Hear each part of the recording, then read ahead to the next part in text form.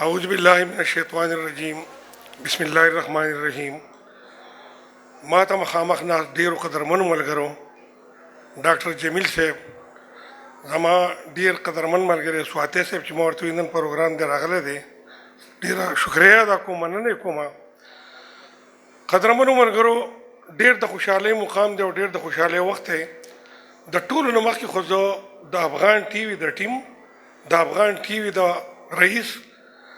عدنان باچا ډیر زیات شکرګزار یم چې په دې ګلورین ځمکه نن یو ځل بیا قدم کېښودو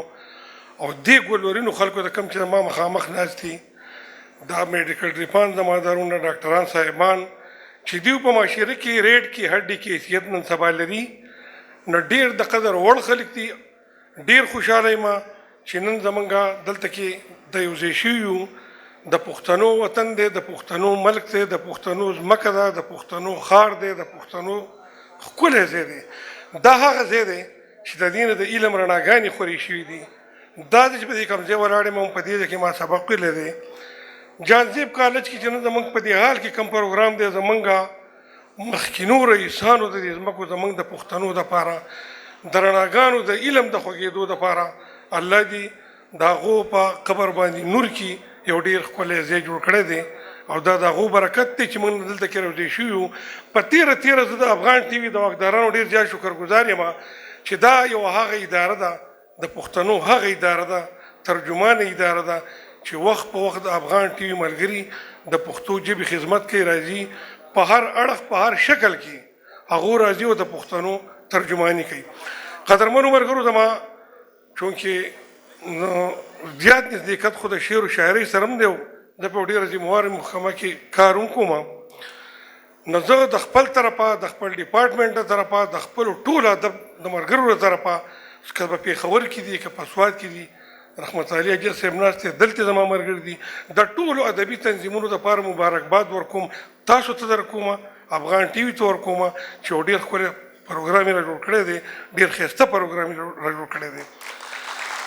ملګرو، سوات هسې ښکلی ځای دی. یو شعر راته راسو چې د میا صاحب د ښکلا چې څومره ښکلي کائنات دي، د ښکلا چې څومره ښکلي کائنات دي او پیدا کړي خدای په ځمکه کې د سوات دي، د ساتال مڼۍ به څنګه شي در نه هېرې، دا د کوزې پښتونخوا د سر سوغات دي، او چې خواږه بیا په خلق کې پاتې کېږي، د جبي چینې هما ابي حیات دي. قدرمنو ملګرو، د دې ښکلا دپاره یو بل شعر مې دې ذهن ته راغی چې اکثر د ښکلي علاقه او د ښکلي خلک چې سړی ویني، د سړي دا ذهن چې دی هغه طرف ته واوړي. نو یو شعر راته راشو چې خوري په قسم پسې قسم دی دا عادت ته ښکلو،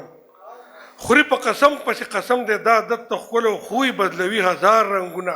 هر ساعت د ښکلو، او څوک یې دیدن پسې ړانده شي په چا سم ووري، بس د ړانده د مټ غرګې دی محبت ته ښکلو. ګرانو قدرمنو ملګرو، نور به زموږ ملګري راځي او خبرې به کوي، خو د عدنان صاحب او د هغه د ټیم یو بیا شکریه ادا کومه چې هغه په دې ښکلي بنډار را جوړېدو کې د هغه ډېر لوی لاس دی. او انشاءالله زه دا تمه لرم چې وخت په وخت به هغه هم داسې پروګرامونه په سوات کې جوړوي،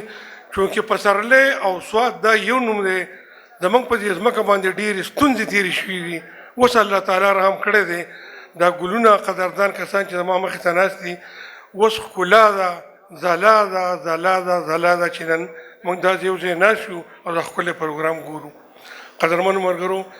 زه به راته په اخر کې عدنان صاحب وخت لږ دی، پروګرام ستا ډېر اوږد دی، نو په دې شعرونو سره ستا نه اجازه تلمه چې روماني شعرونه دي چې بیا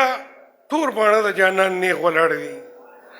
بیا تور باڼه د جانان نیغ ولاړ دي، او د چا د خون په ارمان نیغ ولاړ دي، او زما د خوږ زړه په کعبه کې اشنا ستا د یادونو بوتان نیغ ولاړ دي.